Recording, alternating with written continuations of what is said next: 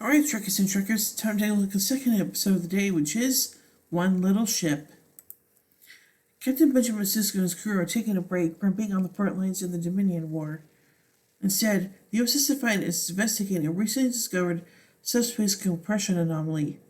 Unmanned probes identify the anomaly, shrunk in size, and gaining understanding of the principles behind the compression could provide Starfleet with the key to creating transwarp corridors, which could give them a significant tactical advantage over the Dominion.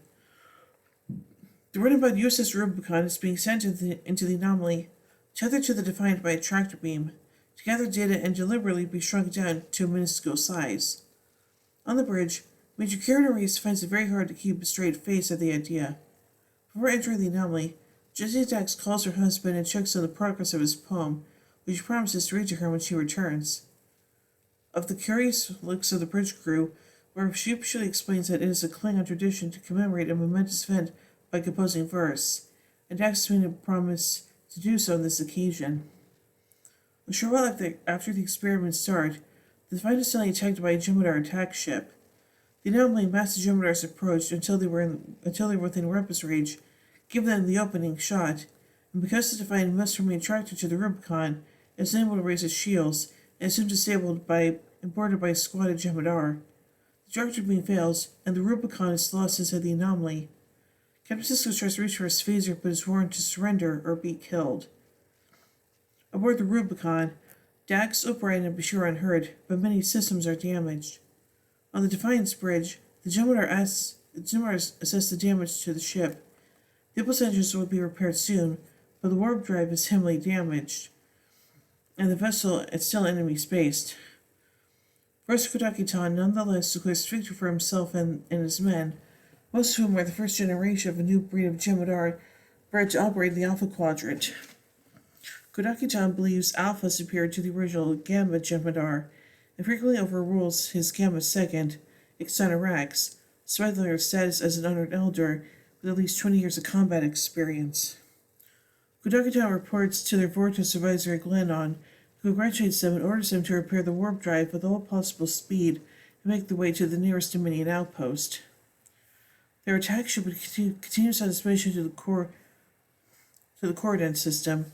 To surprise the Federation's lithium miners, they are as much as disapproves the crew of the Defiant. The Rubicon homes in on the Defiant's transponder signal. Though the blast shutters are finally repaired and opened, a surprise is awaiting them. Having left the anomaly by a different path, the Rubicon is now returned to its normal size. It is now less than a foot length, and each of the crew is barely 1 centimeter tall. Bashir reassures O'Brien that they should be able to restore themselves by retracing their path, but first they have to re-establish contact with the Defiant. Since their communication system is still down, they decide to enter the Defiant through the aft plasma vent, hoping a better chance of drawing attention from the inside of the ship. Kodaki-tan has Sisko brought to the bridge and orders him to help repair the warp drive, but Sisko says he will need help from some of his crew. Ixana Rex urges the first to refuse, saying that giving Sisko access to the engine room will only give him the chance to retake the ship, and giving his officers access will only increase the risk. He is overruled to get an order to take Sisko and 4 officers to engineering. In the turbo lift, Ixana Rex grabs hold of Sisko and warns him not to try anything.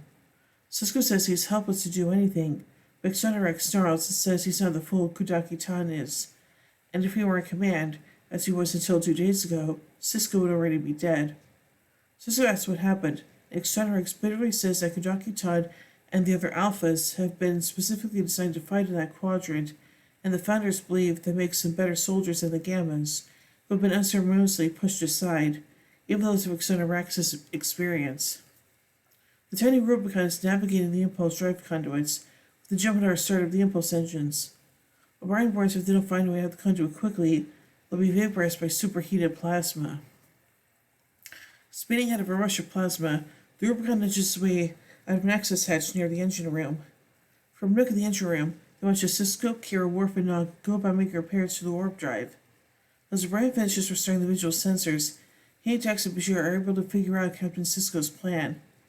Kira is the one making actual repairs, albeit slowly, while Sisko and Worf surreptitiously reroute systems to delay the Jem'Hadar, and Nog tries to override the bridge security codes to take control of the ship or the engine room. Nog is smart, O'Brien explains. Under normal circumstances, it would take him weeks to override the security codes. So they could go to the bridge and try to override the controls from there, forcing to get out of the engine room without being spotted. Exonerex is keeping a close eye on Cisco and the others, ordering them to instruct the Gemidar engineers as they go along. Kodaki-tan enters the engine room and complains about the delay, ordering Sonorax to stop interfering and let the Starfleet officers go on working alone. When he exits the engine room, he rarely allows the Rubicon to follow him out the door into the bridge without him noticing. Bashir compliments Dax on her piloting and shows him that if he liked that, he's going to love what's coming next. Back in engineering, Cisco and company are trying to get the job done as best they can, pressed by time with constant Gemidar surveillance. Exonerex has assigned several Gemidar troops to help with repairing the warp drive, and Kira warns Cisco she can only head fake them for so long. When Nog says that he has so many progress, Cisco was forced to plant a computer virus in the system that will destroy the ship if the warp drive is engaged. In another part of the ship, the Rubicon slips onto the bridge literally right under Kodaki-tan's nose, and the crew wonders how best to reroute the bridge codes. O'Brien says he can reroute the encryption suppressors manually, but they'd have to leave the runabout to do it. He's so fond of the idea, but she writes that it would be impossible for him to breathe. Oxygen molecules into the processor housing are far too large to be absorbed by O'Brien's blood. He would just suffocate. Dax is ready to beam a bubble of the runabout's compressed air into the airtight circuitry compartment, which allowed them to work inside the compartment with a limited supply of air for about 20 minutes. O'Brien insists on Bashir coming with him. When the beam inside the processor housing, the look assist the computer chips and wiring and conclude the job might take a little longer than they thought. At first, O'Brien is lost. He can diagram the circuitry housing in his sleep, but the change in perspective is confusing him. Bashir calms him, telling him to close his eyes and imagine where they are, which works. O'Brien and Bashir manage to reroute the processing lines before the air runs out. They are beamed back to the Rubicon. Just as not correct security codes, thanks to O'Brien and Bashir, Exonerex orders their 4 captive officers to step away from the consoles. Kodaki-tan appears in engineering. Exonerex anchor reports that the warp drive has been operational for at least an hour, and the Federation officers have been stalling them. On the bridge, Dax, O'Brien, and Bashir wonder why Cisco hasn't acted yet. Seeing that the force has been called to engineering, they realize trouble and fly down. Kodaki-tan orders the officers to be locked up again and orders the bridge to set a course for the Dominion outpost. Again, Exonerex objects, saying they undertook the systems for possible sabotage, and yet again, Kodaki-tan overrules him, saying they have lost too much time already.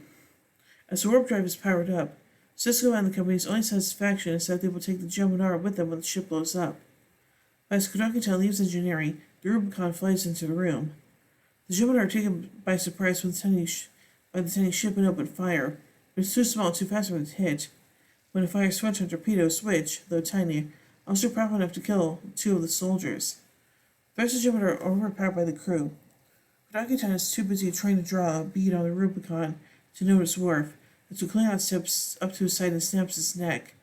Exonerex takes him and Cisco as he wrestles with another Gemidar.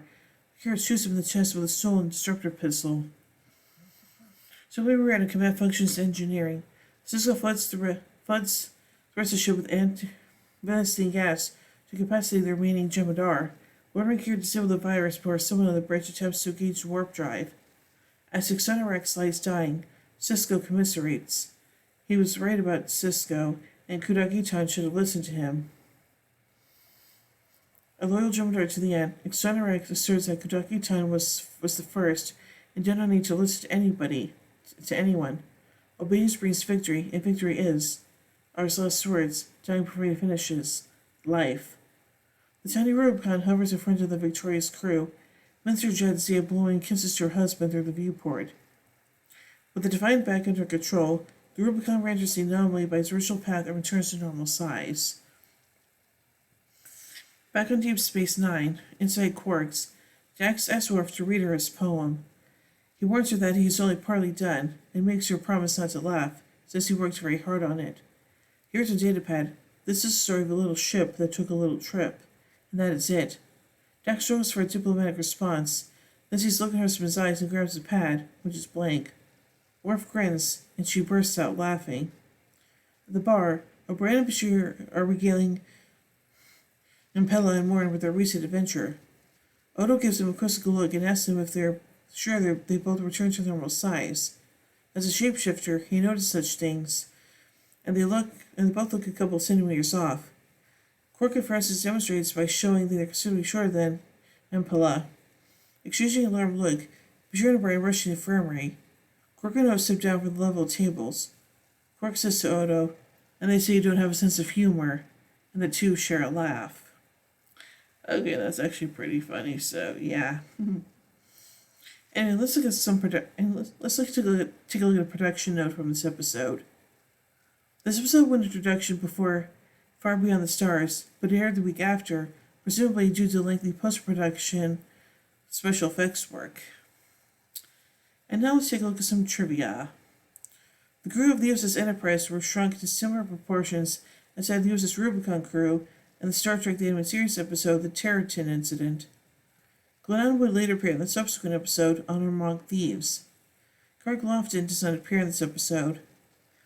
This episode, in ironic sense, In a Time to Stand, Nog makes a remark about he liked to put a Jem'Hadar on the Defiant. Then the Defiant ends up being captured with a Jem'Hadar. Several mentions have been made about the Danube-class runabout having photon torpedo launchers, but this is the only episode in which a runabout is seen firing torpedoes. Interesting. So I think this episode is kind of interesting, and yeah, man, that Rubicon is one tough little ship, so yeah. So overall, I give one little ship 3 warp cores out of 5.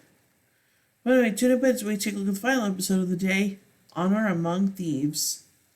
So, until then, live long and prosper, everybody.